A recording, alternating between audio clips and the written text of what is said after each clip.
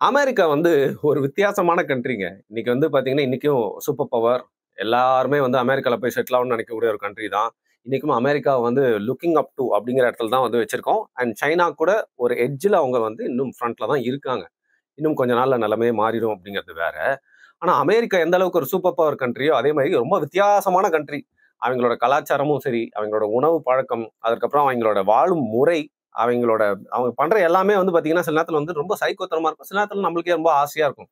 அப்பேற்பட்ட ஒரு கண்ட்ரில வந்து பார்த்தீங்கன்னா, ஒரு பெரிய ஒரு ராலி, ஒரு புரொட்டஸ்ட், ஒரு பெரிய போராட்டம். அது என்ன சொல்றாங்க, ஒரு சிங்கிள் டே புரொட்டஸ்ட். அதாவது ஒரே நாள்ல நடந்த ஒரு புரொட்டஸ்ட், பெரிய புரொட்டஸ்ட் அப்படின்றது பார்த்தீங்கன்னா வந்து, அமெரிக்கால இப்போ நடந்துட்டு இருக்க அந்த நோ கிங் புரொட்டஸ்ட் அப்படிங்கிறது தான் வந்து அவங்களோட அமெரிக்கன் ஹிஸ்டரியிலே ரொம்ப பெரிய புரொட்டஸ்டாம். அது என்ன நோ கிங் புரொட்டஸ்ட்? பேரே ரொம்ப வித்தியாசமா இருக்கே அப்படிங்கிற ஒரு கியூரியாசிட்டியில தான் நான் அத பத்தி வந்து தொடர்ந்து நியூஸ வந்து பார்க்க ஆரம்பிச்சேன், படிக்க ஆரம்பிச்சேன்.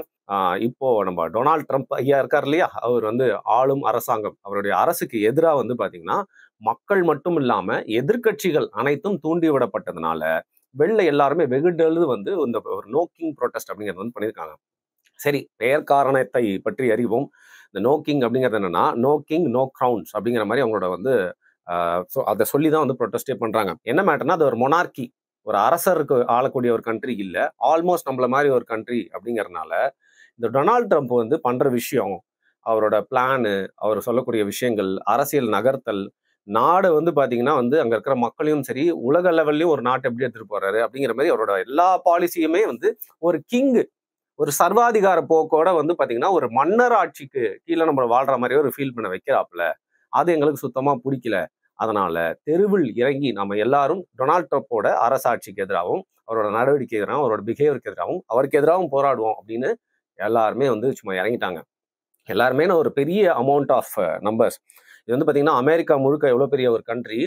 ஆல்மோஸ்ட் 2700 லொகேஷன்ஸ்ல வந்து இந்த புரொட்டஸ்ட் வந்து நடந்திருக்கு. இந்த புரொட்டஸ்ட் வந்து பார்த்தீங்கன்னா, ஹையஸ்ட்டா போனது அப்படிங்கிறது வந்து அக்டோபர் 18 தான். ஆனா, இதற்கான ஸ்டார்ட்டிங் அப்படிங்கிறது ஜூன்லயே வந்து ஆரம்பிச்சிருச்சு. அப்பவே வந்து கொஞ்சம் கொஞ்சமா வந்து புகைக்க ஆரம்பிச்சிருச்சு.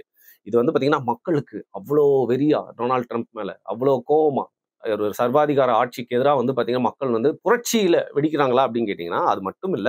இதற்கு பின்னாடி ஒரு அரசியலும் இருக்கு. அவங்களோட மிட் டெர்ம் எலெக்ஷன்ஸும் வந்து நெருங்குற இந்த வேளையில, எதிர்க்கட்சிக்காரங்க எல்லாருமே வந்து பார்த்தீங்கன்னா, ஏதோ ஒண்ணு பண்ணணும் அப்படின்னு சொல்லிட்டு இருக்காங்க. இப்போ வந்து நம்மளுக்கு ராகுல் காந்தி மேல, காங்கிரஸ் மேல வந்து பார்த்தீங்கன்னா, இந்த நேரத்துல காழ்ப்புல சொல்லல. இந்த 3வது முறை மோடி வந்து ஆட்சியில உட்கார்ந்திருக்காருல்ல, இப்போ வந்து காங்கிரஸ் கட்சியோட மனநிலை எப்படி இருக்குன்னு யோசிச்சு பாருங்க. ராகுல் காந்தி மனநிலை எப்படி இருக்குன்னு யோசிச்சு பாருங்க. செம்ம கடுப்புல இருக்காங்க.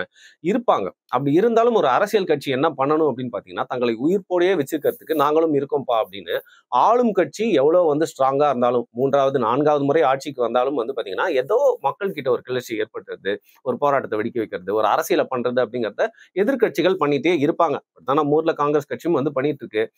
அந்த வகையில டொனால்ட் ட்ரம்ப் ஸ்ட்ராங்கா இருக்கிறாப்ல. இப்போ மோடியாவது வந்து 3வது முறை வந்து உட்கார்ந்துட்டாரு. டொனால்ட் ட்ரம்ப் வந்து பார்த்தீங்கன்னா வந்து, அவங்க ஊர்ல உங்களுக்கு தெரியும் 2 முறைக்கு மேல வந்து ஒரே நபர் ஒரு பிரசிடென்ட் எலெக்ஷன்ல நின்னு அதற்காக போட்டி போட முடியாது. அந்த வகையில டொனால்ட் ட்ரம்போட ஃபர்ஸ்ட் டெர்ம் முழுசா முடிஞ்சுது. ஆனா நல்ல வகையில முடியல. பேர் வந்து அந்த டைம்ல ரொம்ப கெட்டு போச்சு. அந்த டைம்ல வந்து பார்த்தீங்கன்னா, சமூக வலைதளங்கள் எப்படி ஹேண்டில் பண்ணாரு. இந்த வாட்டி அதே மாரி சில குற்றங்கள் தான் அவர் மேல வச்சிருக்கக்கூடிய குற்றச்சாட்டுகள். அதுக்கப்புறம் வெள்ளை மாளிகைக்குள்ள அவரோட ஆதரவாளர்கள்லாம் விட்டு வந்து அல்சாட்டியம் பண்ணார் இல்லையா? அந்த மாரி விஷயங்கள்லாம் வந்து பார்த்தீங்கன்னா, அவரோட ஃபர்ஸ்ட் டெர்ம் அப்படிங்கிறது ரொம்ப ஒரு கெட்ட பேரோட முடிந்தாலும், அதுக்கப்புறம் பார்த்தீங்கன்னா, நடுவுல இன்னொரு அதிபர், அமெரிக்க அதிபர் வராரு. ஆனா அடுத்த எலக்ஷன்ல இவர் நின்னு வந்து ஜெயிச்சிடுறாரு. ஸோ அவர பொறுத்தவரைக்கும் இட்ஸ் வின் வின் சிச்சுவேஷன். 2 வாட்டி வந்து பிரசிடென்ட்டா இருந்துட்டாப்ல. ராயலா வந்து அப்படியே இறங்கிட்டு வாழ்க்கை ஃபுல்லா வந்து 2 டைம் அமெரிக்கன் பிரசிடென்ட் அப்படின்னு சொல்லிட்டு அந்த பெருமையோடயே வாழ்ந்து வந்து முடிஞ்சிருவாரு. அதனால இவங்க பண்ணக்கூடிய இந்த புரொட்டஸ்ட் அப்படிங்கிறது எதிர்க்கட்சிகள் தூண்டி விட்டு அவங்களோட அரசியல காட்டணும் அப்படிங்கிறது மட்டும் இல்லாம, டொனால்ட் ட்ரம்ப் மேல இருக்கிற அவருக்கு எதிராவே முதல்ல இருந்தே அவரோட பாலிசிஸ்க்கு எதிரா இருக்கக்கூடிய இந்த லெஃப்ட் விங்கா இருக்கலாம், இல்ல வோக் அஜெண்டா ஃபாலோ பண்ற மக்கள், இந்த ரைட் விங்க்கு எதிரா இருக்கக்கூடிய அனைத்து அந்த ஹோல் லாட், அதுவும் வந்து பாத்தீங்கன்னா யாரெல்லாம் அவரோட இமிகிரேஷன் பாலிசினால வந்து பாதிக்கப்பட்டிருக்காங்களோ அவங்க எல்லாருமே வந்து வெகுண்டல் இந்த ப்ரொடெஸ்ட்ல வந்து கலந்துருக்காங்க. ஸோ எதிர்க்கட்சி பண்ண அரசியல் பிளஸ் மக்கள் கிட்ட இருந்த கொஞ்சம் கோவம் தான் இந்த ப்ரொடெஸ்ட்ல வெளிப்பட்டிருக்கு. ஆல்மோஸ்ட் 10,00,000 பேர்கிட்ட வந்து பாத்தீங்கன்னா திரண்டு, ஆனா பெரிய ப்ரொடெஸ்டா பண்ணிட்டாங்க. இது இந்த ரீசனு, இதுக்கான அவுட்கம் அதெல்லாம் வந்து என்ன அப்படின்னு பாத்தீங்கன்னா வந்து கொஞ்சம் கம்மி தான். அந்த விதத்துல வந்து இது ஒரு பெரிய ஒரு மாற்றம்லாம் ஒன்றும் ஏற்பட போறதில்ல. பட் இந்த ப்ரொடெஸ்ட் அப்படிங்கிறது அமெரிக்க மக்கள் இந்த மாதிரி வந்து அவங்களோட ஹிஸ்டரியில் இப்படி கூடினது அப்படிங்கிறத தவிர்க்கவே முடியாது. குறிப்பா வந்து அவங்க ஊர்ல சோஷியல் மீடியா வந்து நம்ம ஊருக்குலாம் முன்னாடியே வந்து வந்துட்டாலும், நம்ம ஊர்ல இல்ல மத்த இடங்கள்ல வந்து பல ப்ரொடெஸ்ட், பல ரேலிஸ்லாம் சோஷியல் மீடியா மூலியமா வந்து ஈஸியா வந்து பிரபலப்படுத்தி மக்களை ஒன்று கூட்டினாங்க. பட் அமெரிக்கால இந்த அளவுக்கு மேசிவா வந்து சோஷியல் மீடியாவை பயன்படுத்தி நிறைய கம்யூனிகேஷனை வந்து பயன்படுத்தி வந்து பார்த்தீங்கன்னா, இப்பேற்பட்ட ஒரு ப்ரொட்டஸ்ட்டை கூட்டியிருக்காங்க. இது ஒரு பெஞ்ச் மார்க் ப்ரொட்டஸ்டா போராட்டமா வந்து பார்க்கப்படுது. அதை தாண்டி ட்ரம்ப்புக்கு இதனால எந்த பாதகமும் இல்லை அப்படிங்கிறது தான் உண்மை. இதுல இன்னொரு விஷயம் என்ன அப்படின்னு பார்த்தீங்கன்னா, இதுல குறிப்பா ஏன் வந்து வித்தியாசமான கண்ட்ரி அப்படின்னு சொன்னேன்னா, இந்த ட்ரம்ப் என்ன தெரியுமா பண்றாரு? இந்த ப்ரொட்டஸ்ட்லாம் எல்லாரையும் லெஃப்ட் ஹேண்ட்ல ஹேண்டில் பண்ணுவேன் அப்படிங்கிற மாரி வந்து பார்த்தீங்கன்னா, அவர் வந்து நம்ம கண்ட்ரியே வந்து அடிக்கடி அப்படிதான் ஹேண்டில் பண்ணிட்டு இருக்காரு. அத வந்து நம்மளால ஏத்துக்கவே முடியாது. நம்ம பிரதமர் மேல நம்மளுக்கு வந்து நெறைய குறைகள் இருக்கலாம், மாற்று கருத்துக்கள் இருக்கலாம். பட் என்னதான் இருந்தாலும் நம்மளோட நாடு தான் முதல். அந்த வகையில வந்து ட்ரம்ப் வந்து நம்ம நாட்டுக்கு பண்றதெல்லாம் வந்து சரியில்லை அப்படிங்கிறத சொல்லிட்டு, ட்ரம்ப் வந்து இது கேவலமான விஷயம்னு சொல்றதா, இல்ல காமெடியான விஷயம் சொல்றதா அப்படின்னு தெரியல. அவரோட தரப்புல இருந்து வந்து பார்த்தீங்கன்னா, ஒரு ஏஐ வீடியோ வந்து ரிலீஸ் பண்றாங்க. அந்த ஏஐ வீடியோ நான் இப்ப கூட போட்டு காமிப்பேன். அது என்னன்னா பார்க்கறதுக்கே சகிக்கவே சகிக்காது. அப்படி என்னடா அந்த ஏஐ வீடியோல இருக்கு? அவர் வந்து வெறும் ட்ரவுசர் போட்டு டான்ஸ் ஆடுற மாரி எதா இருக்கா அப்படின்னு கேட்டீங்கன்னா, அதோட கொடூரமான விஷயம். ட்ரம்ப் வந்து ஒரு ஃபைட்டர் ஜெட்ட வந்து ஓட்டுறாரு. இல்ல ஒரு சாப்பர்ன்னு நினைக்கிறேன் ஓட்டுறாரு. கீழ வந்து லட்சக்கணக்கான மக்கள்லாம் வந்து புரொட்டஸ்ட் பண்ணிட்டு இருக்காங்க. ஸோ நியூயார்க் மாரி ஏதோ ஒரு சிட்டில அப்படின்னு நினைக்கிறேன். அவர் வந்து அப்படியே அந்த ஃப்ளைட்டை ஓட்டிட்டே அந்த சாப்பர் ஓட்டிட்டே வந்து டக்குன்னு ஒரு பட்டன் அழுத்துறாரு. கீழ வந்து பார்த்தீங்கன்னா, ஒரு போர்டு தொறக்குது. அதுல வந்து மலம் எனக்கு சொல்றதுக்கே ஒரு மாரி இருக்கு. அந்த மலத்த வந்து அப்படியே லிக்விட் ஃபார்ம்ல வந்து எல்லார் மேலயும் கொட்டிட்டே வந்து போறாரு. நீங்க யோசிச்சு பாருங்க. இந்த மாரி வரலாற்றுல வந்து இதுவரைக்கும் நடந்திருக்கா? இந்த மாரி வந்து ஒரு நாட்டின் தலைவர், அதாவது அதிகாரப்பூர்வமா வந்து ஒரு பதவியில இருக்கக்கூடிய ஒரு பிரதமரோ, இல்ல ஒரு அதிபரோ, இல்ல ஒரு சர்வாதிகார தலைவர் கூட இப்படி வந்து பண்ணுவாங்களா? இவரு சில நேரத்துல வந்து பாத்தீங்கன்னா, சின்ன புள்ளத்தனமா பண்ணக்கூடிய ஒரு ஆளாவும் பார்க்க முடியுது. திமிரெடுத்த ஒரு பிசினஸ் மேனு, இல்ல வந்து ஒரு ஒயிட் சூப்பர் மேசி மனநிலை உள்ள வந்து ஒரு வில்லன். இல்ல இந்த நேரத்துல வந்து பாத்தீங்கன்னா, "டேய் இவன் வந்து பிரெடிக்ட்டே பண்ண முடியாதுடா. இந்த மாரி வந்து சைக்கோத்தனமா ஏதாவது பண்ணுவாப்லப்பா" அப்படின்னு சொல்லிட்டு ஒரு மாரி டிஃபரண்டான ஒரு கேரக்டரா வந்து இவர் பார்க்க முடியும். அப்படிதான் வந்து பாத்தீங்கன்னா, இவர் தரப்புல இருந்து இவருக்கு பிடிக்குதோ பிடிக்கலையோ இவரோட மக்கள் தானே அவங்க. அவங்க எல்லாருக்கும் இவர் தானே பிரசிடென்ட். ஆனா அந்த பதவியில இருக்கிறோன்ற ஒரு மரியாதைலாம் இல்லாம, எந்த அளவுக்கு பண்ணிட்டாருன்னா, மக்கள் மேலலாம் வந்து ஊத்திக்கிட்டே போறாருங்க அவரு. அதுவும் தீர மாட்டேங்குது. தம் துண்டு ஃப்ளைட் தான் அது. அந்த லிக்விட் மலம் வந்து தீரவே மாட்டேங்குது. எல்லார் மண்டையிலயும் ஊத்திட்டு போறாரு.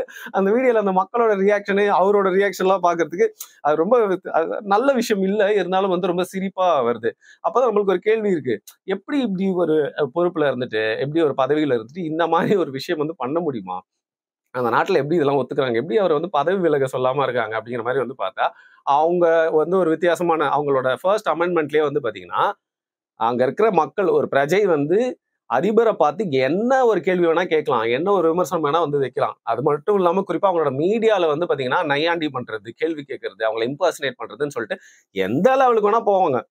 உதாரணத்துக்கு ஸ்வேர் வேர்ட்ஸ் அசிங்கமான வார்த்தைகள் வச்சு கூட வந்து பார்த்தீங்கன்னா விமர்சிப்பாங்க. அத நான் நல்லது கெட்டதுன்னு சொல்லல. அந்த அளவுக்கு அவங்களோட கான்ஸ்டிடியூஷன்ல வந்து பார்த்தீங்கன்னா, அமெண்ட்மென்ட்ல அவங்களுக்கு வந்து ஃப்ரீடம் குடுக்கப்பட்டிருக்கு.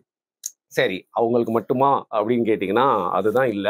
இன்னொரு பக்கம் இந்த மாரி அதிபரா இருக்கிறவரும் பார்த்தீங்கன்னா, இறங்கி விளையாடலாம். என்ன வேணா பேசலாம், என்ன வேணா பண்ணலாம் அப்படிங்கிறது அவங்களோட ஃபர்ஸ்ட் அமெண்ட்மென்ட்ல இருக்கு.